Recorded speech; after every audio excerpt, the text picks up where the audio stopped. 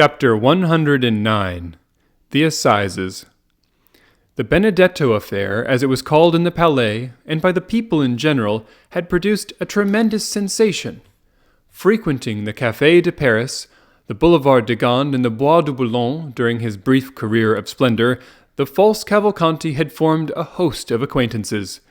The papers had related his various adventures, both as the man of fashion and the galley slave, and as everyone who had been personally acquainted with the Prince Cavalcanti experienced a lively curiosity in his fate, they all determined to spare no trouble in endeavoring to witness the trial of Messer Benedetto for the murder of his comrade. In the eyes of many, Benedetto appeared, if not a victim to, at least an instance of, the fallibility of the law. Messer Cavalcanti, his father, had been seen in Paris, and it was expected he would reappear to claim the illustrious outcast. Many also, who were not aware of the circumstances attending his withdrawal from Paris, were struck with the worthy appearance, the gentlemanly bearing, and the knowledge of the world displayed by the old patrician, who certainly played the nobleman very well, so long as he said nothing and made no arithmetical calculations. As for the accused himself, many remembered him as being so amiable, so handsome and so liberal that they chose to think him the victim of some conspiracy, since in this world large fortunes frequently excite the malevolence and jealousy of some unknown enemy. Everyone therefore ran to the court, some to witness the sight, others to comment upon it. From 7 o'clock in the morning a crowd was stationed at the iron gates, and an hour before the trial commenced the hall was full of the privileged. Before the entrance of the magistrates, and indeed frequently afterwards, a court of justice, on days when some especial trial is to take place, resembles a drawing-room, where many persons recognize each other and converse, if they can do so without losing their seats, and when they are separated by too great a number of lawyers, communicate by signs. It was one of those magnificent autumn days, which make amends for a short summer. The clouds which Monsieur de Villefort had perceived at sunrise had all disappeared as if by magic, and one of the softest and most brilliant days of September shone forth in all its splendor. Beauchamp, one of the kings of the press, and therefore claiming the right of a throne everywhere, was looking round on every side. He perceived Chateau Renaud and Debray, who had just gained the good graces of a policeman, and who had persuaded the latter to let them stand before instead of behind him, as he ought to have done. The worthy agent had recognized the minister's secretary and the millionaire, and by way of paying extra attention to his noble neighbors, promised to keep their places while they paid a visit to Beauchamp. "Well," said Beauchamp, "we shall see our friend." "Yes, indeed," replied Debray. "That worthy prince, deuce take those Italian princes." A man, too, who could boast of Dante for a genealogist, and could reckon as far back as the Divina Commedia. "A nobility of the rope," said Chateau Renaud phlegmatically. "He will be condemned, will he not?" asked Debray of Beauchamp. "My dear fellow, I think we should ask you that question. You know such news much better than we do. Did you see the president at the minister's last night?" "Yes." "What did he say?" "Something which will surprise you." "Oh, make haste and tell me then. It is a long time since that has happened." "Well, he told me that Benedetto, who is considered a serpent of subtlety and a giant of cunning, is really but a very subordinate, silly rascal, and altogether unworthy of the experiments that will be made on his phrenological organs after his death." "Bah," said Beauchamp, "he played the prince very well." "Yes, for you who detest those unhappy princes, Beauchamp, and are always delighted to find fault with them, but not for me who discover a gentleman by instinct, and who sent out an aristocratic family like a very bloodhound of heraldry." "Then you never believed in the principality?" "Yes, in the principality, but not in the prince." "Not so bad," said Beauchamp. "Still, I assure you, he passed very well with many people. I saw him at the ministers' houses." "Ah, yes," said Chateau Renaud, "the idea of thinking ministers understand anything about princes."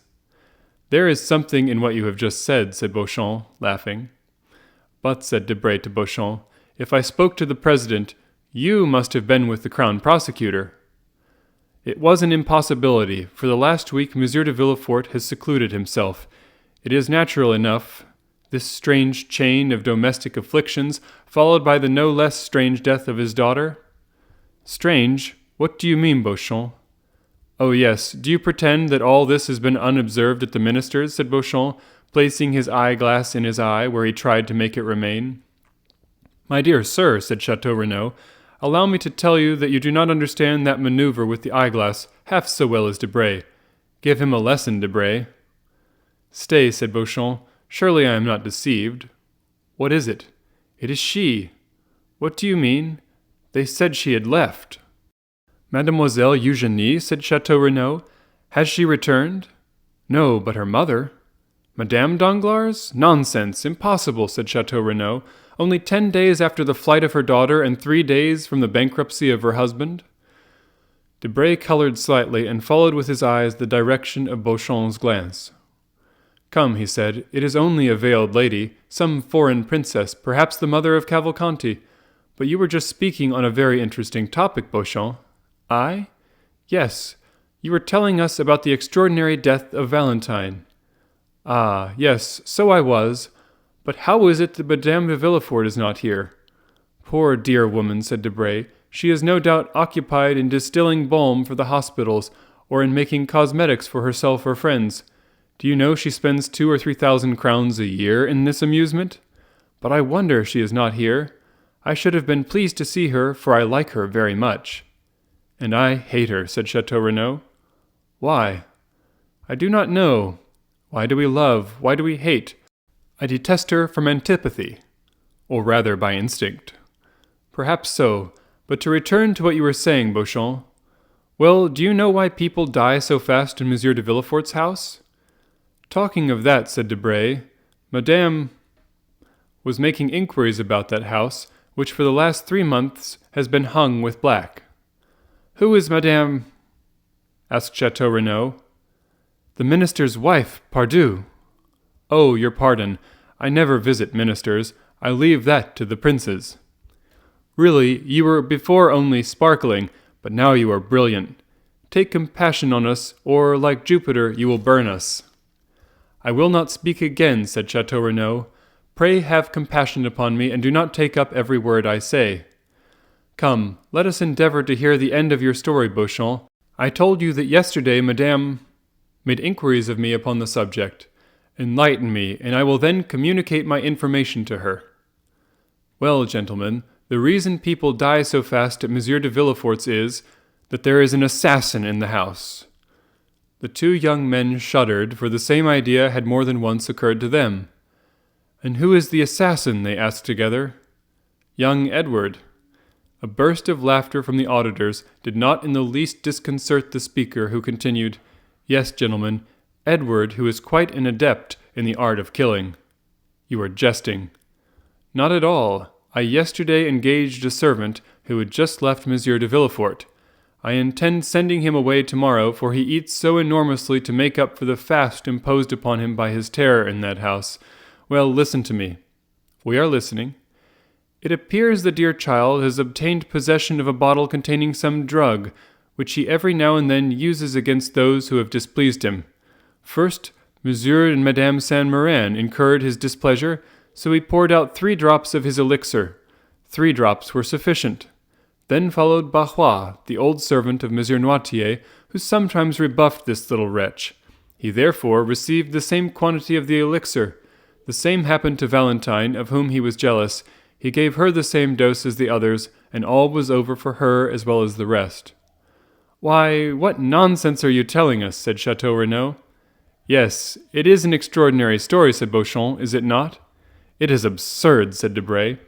Ah, said Beauchamp, you doubt me? Well, you can ask my servant, or rather him who will no longer be my servant tomorrow. It was the talk of the house. And this elixir, where is it? What is it?